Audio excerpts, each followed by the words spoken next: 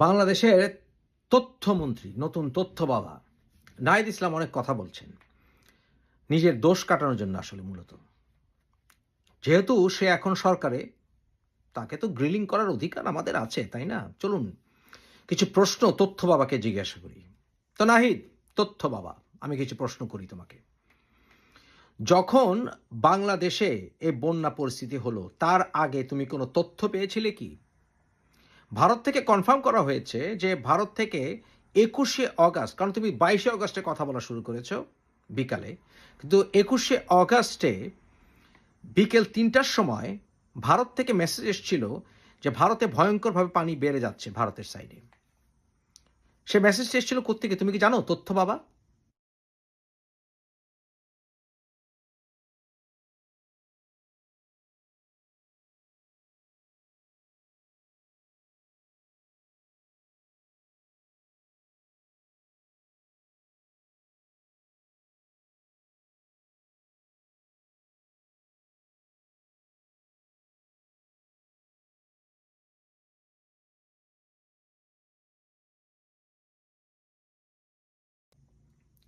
ডুম্বুর ড্যামের পরে ৩টা ওয়াচ স্টেশন থাকে, অর্থাৎ ফ্লাড ওয়ার্নিং স্টেশন থাকে ৩টা।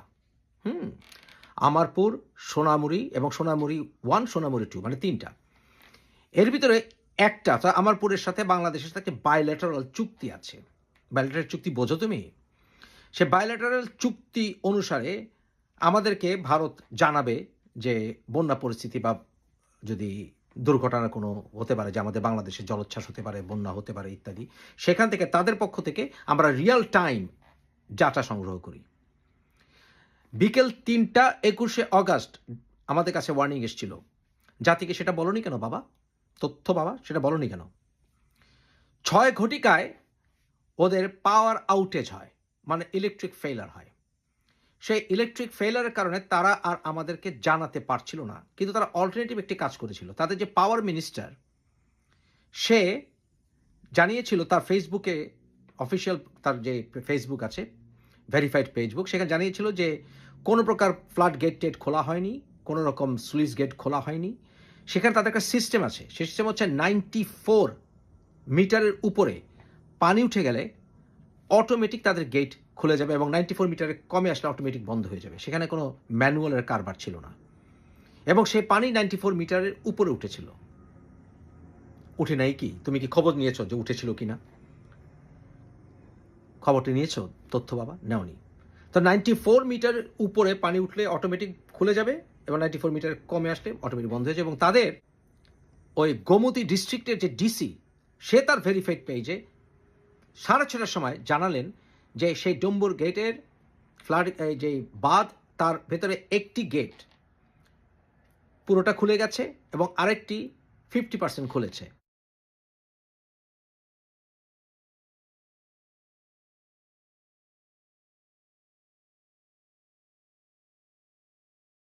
এবং এটা ওই পানির লেভেল হাই হয়ে যাওয়ার জন্য। এবং তারপর পুরো ত্রিপুরা আগেই ফ্লাডেড হয়েছিল। ত্রিপুরাকে আগে আগে ফ্লাডেড ছিল না পরে ফ্লাডেড ছিল? এই গেট খোলার আগেই কিন্তু ত্রিপুরা ফ্লাডেড। কারণ এই যে হেভি রেইন, এটা ডম্বুরের ওই পাশে নয়, এই পাশে বেশি হয়েছে হেভি রেইন, সেটা বাংলাদেশে হয়েছে হেভি রেইন। সুতরাং ফ্লাডটি মূলত এই হেভি রেইনের কারণে হয়েছে, এবং ডম্বুরের বাঁধটি থেকে যে খোলার কারণে সেটা আবার যখন 94 মিটারের নিচে নেমে আসছে সেটা বন্ধ হয়ে গেছে। তাহলে এটা কি স্লুইস গেট খোলা হলো? তা স্লুইস গেট খোলা হয়েছে এমন কোনো প্রমাণ, এভিডেন্স, তথ্য বাবা তোমার কাছে আছে কি? অযথা কেন দেশের এই নাজুক পরিস্থিতিতে দেশকে উত্তেজিত করো? উত্তেজিত করাই তোমাদের স্বভাব বোধ হয়। এরপরে ওই বাঁধটি একটি ছোট বাঁধ, কোনো বিশাল কোনো বাঁধ না। সেখান থেকে বাংলাদেশও 40 মেগাওয়াট বিদ্যুৎ পায়, আমাদেরও লাভ হয়। কিন্তু সেখানে এত পানি, এর রিজার্ভার ক্যাপাসিটি নেই যে ত্রিপুরা এবং বাংলাদেশকে 5টি জেলা বাংলাদেশ ভাসিয়ে দেবে। এত পানিই নেই সেখানে, ও পাশে পুরোটা খুলে দিলেও নেই। এটা কি তুমি তথ্য বাবা সংগ্রহ করেছো? সংগ্রহ করেছো তথ্য বাবা? আর এখন আসো মানবিক ওয়েতে জানানোর জন্য। মানবিক ওয়েতে জানানো বলতে কি? একটা আন্তর্জাতিক আইন আছে, নো হার্ম টেরিটরি। তো নো হার্ম টেরিটরি একটা ভেগ ব্যাপার। এটা দিয়ে সব কিছু হয় না। কেন হয় না? এ বিষয়ে তুমি তোমার গুরু আসিফ নজরুল, যিনি 1999 সালে ইংল্যান্ডের স্কুল অব ওরিয়েন্টাল স্টাডিজ থেকে উনি পিএইচডি করেছিলেন এবং তার থিসিসের সাবজেক্টটা কিছু জানো কি ছিল? ওই বিএনপি আওয়ামী লীগ রাজনীতি না, মানবাধিকার না। তার পিএইচডির থিসিসের ভিতরে ছিল গঙ্গা পানি শেয়ারিং এর বিষয়টি। তো পানির আইনের ব্যাপারে এক্সপার্ট তো তোমার গুরু আসিফ নজরুল। উনি এখন পর্যন্ত একটা স্টেটমেন্ট দেয়নি কেন? তথ্য বাবা। সুতরাং অমানবিকের কথা যদি বলো, তারা নিজেরাই তো ডুবছে।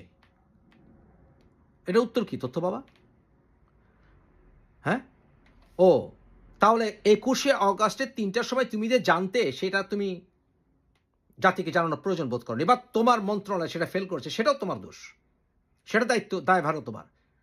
দ্বিতীয়ত, শেখ হাসিনা জুলাই 3 তারিখে কনফারেন্স করে এনইসি সম্মেলনে বলেছিলেন যে বাংলাদেশে আগস্ট মাসে বন্যা পরিস্থিতি ভয়াবহ হতে পারে, তুমি জানো না, সেখানেও তোমার তথ্য ফেলার। এত বড় ইম্পর্টেন্ট বিষয়।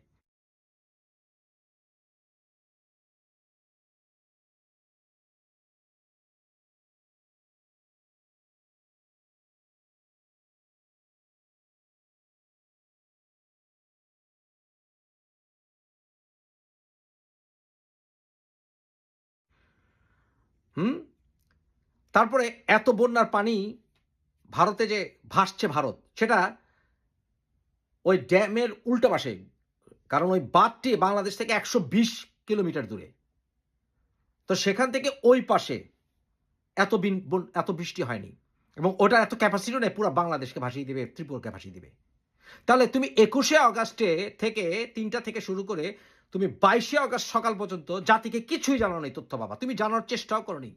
তোমার পার্শ্ববর্তীতে কিন্তু বন্যা হচ্ছে। এখন তুমি আবার শেখ মুজিবের স্টাইলে বলো, যে সিকিমকে বাংলাদেশ ত্রাণ পাঠাবে। এত বড় বড় কথা বলো না।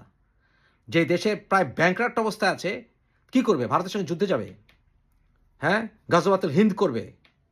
একটি জাতিকে, যে জাতি একটা ক্রান্তি লগ্নে আছে, 24 আওয়ার্স তাদেরকে উত্তেজিত না রাখলে হয় না। এই সরকারটি টেম্পোরারি সরকার, একে দায়িত্ব দিয়ে ভরে না দিলে হয় না, কারণ তোমাদেরকে আমরা থাকতে দেব না। তোমরা আনইলেক্টেড গভর্নমেন্ট, কোন অবস্থাতেই এই সরকারকে আমরা দীর্ঘায়িত হতে দেব না, পায়তারা করবে না। বরঞ্চ তথ্য বাবা, তুমি যে ফেল করেছো এটা প্রমাণ তো দিয়ে দিলাম। পারলে ভুল প্রমাণ করো। আরেকবার জন্ম হতে হবে তোমাকে ভুল প্রমাণ করতে হলে। ভুল তুমি প্রমাণ করতে পারবে না। ওকে?